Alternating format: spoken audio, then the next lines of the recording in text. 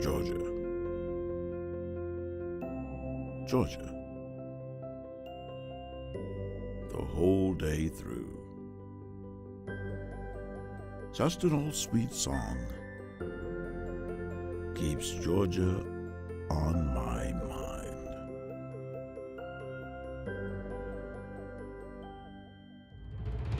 Whether Georgia has always been your home or you now call it home, we can all agree there's something special about this state. It has experienced it all and continues to be more fertile than ever. Governor Nathan Deal has a deep-rooted love for Georgia and continues to step up, do the work, make the sacrifices to keep this state as fertile as ever. Just an old sweet song keeps Georgia on my mind.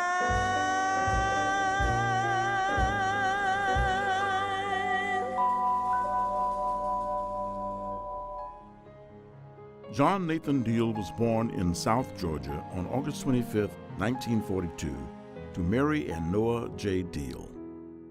Two loving parents who instilled the value of family, education, and community in a young Nathan. Both of his parents were educators. They shaped him to a great extent, as did the small town of Sandersville. You know, the biggest thing I think about growing up in a small rural town is a work ethic, is a moral value.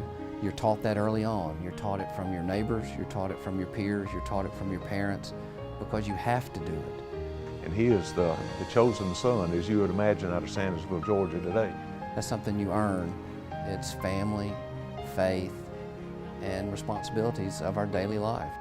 Nathan did well in school, even becoming an FFA champion. His visible potential didn't just stop at school. He tended to his chores at home and was involved in the community as a member of his church choir. But as Nathan got older, he decided to make a bold move that he hadn't exactly planned for early on. He enrolled as a college student at Mercer University, where he earned a bachelor's degree and later a law degree. During his summer months, Nathan would return home to Sandersville to work.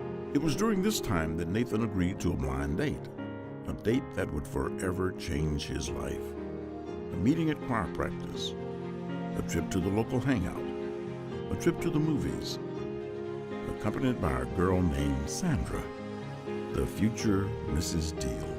Nathan and I had so much in common with our faith and our family values and the way we grew up and our parents being teachers and his work ethic, and our relationship fit.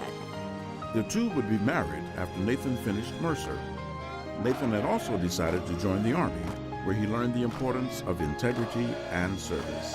After the military, a friend and former state senator offered Nathan a job in his law office, and soon both Nathan and Sandra settled in Gainesville, Georgia. It was here that they welcomed their first child, Jason, the beginning of a close-knit and spirited family, which also includes daughters Mary Emily, Carrie, and Katie. I think family grounds him. I think Miss Deal humbles him. I've witnessed time and time again, but I think family is the root of Nathan Deal. Faith and family. Every week, Governor Deal talks about his family. He'll just talk about what they did over the weekend or how he wished he could see his family more. He's very hands-on with his grandkids. He's very hands-on with his own kids. So I think that family is very important. The family's next step harkened back to Nathan's upbringing.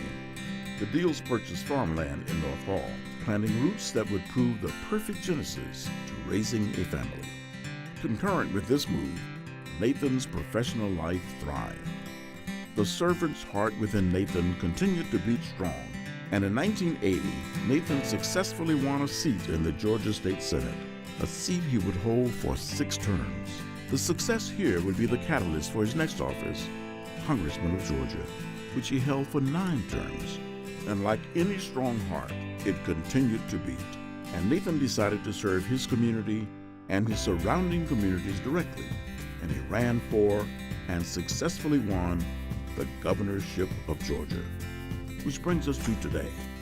Governor Deal cares. He cares about the people of this state.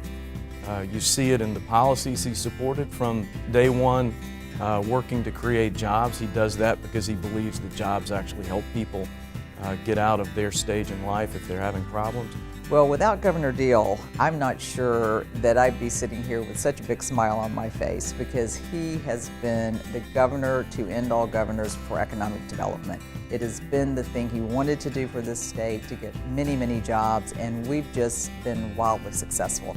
I don't think there's probably been a governor that has taken more of the state's assets and put it into practice than Governor Deal as it relates to economic development. I think we've been very fortunate in this state that is part of our DNA that we are pro-business. Well, Governor Deal was our governor when we passed the very, very large transportation bill, HB 170, and that put an extra $1 billion annually into our transportation budget, and that was a game changer. Governor Deal realized the first day that to get jobs to Georgia, the most important thing any company is looking for is workforce.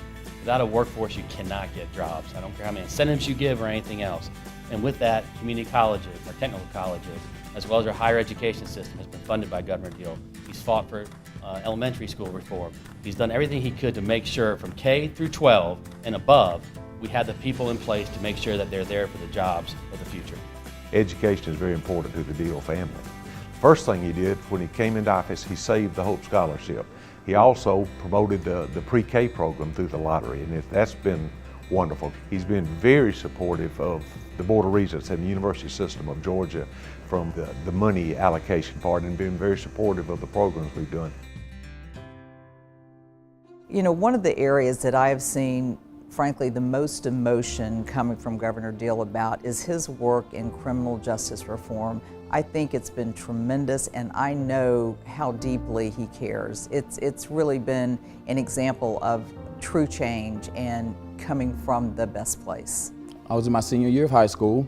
Several of my teachers asked me to that I should follow what they were telling me, as far as I should go into the military, stay away from the bad crowds, and I chose not to listen. I ended up going to prison. 16 years later, I was sent to the Atlanta Transitional Center, where I was assigned to work a detail here at the Governor's Mansion. I worked hard, I worked every day. I would volunteer to come in on the weekends. I later was assigned to work with Chef Holly at the time. Governor Deal approached me and said that he admired my attitude towards people. He would listen to the things that I say. He saw my determination. He asked me did I want to work for him, because I had told him that I had made parole. And that's one of the things that I admired the most about him. He chose to help. He didn't have to. We actually have drug court, DUI court, mental health court, veterans court, and other alternative courts that are working. We have people who would be in prison now out in society with a skill, rehabilitated. The state of Georgia would greatly benefit by continuing to work on drug courts and other accountability courts, because there is such a need for that. Overdose is the largest killer of people under 50 right now, and if we don't address that issue, how are we going to address it? How are we going to save our communities? The governor has always been a strong supporter of law enforcement at every level. Since the pay raise, our retention, our recruitment has increased.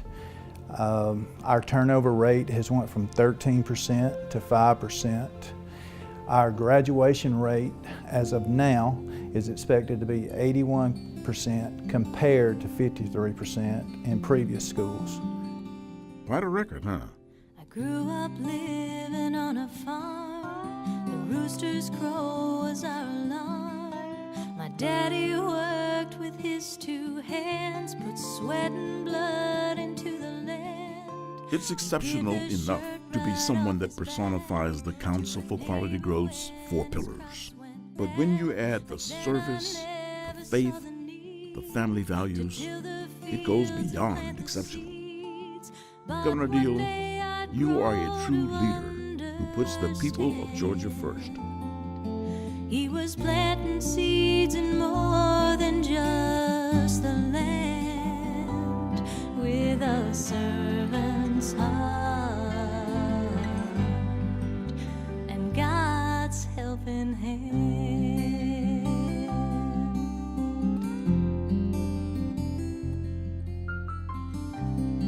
Thank you for your service and enriching this great state to be forever fertile.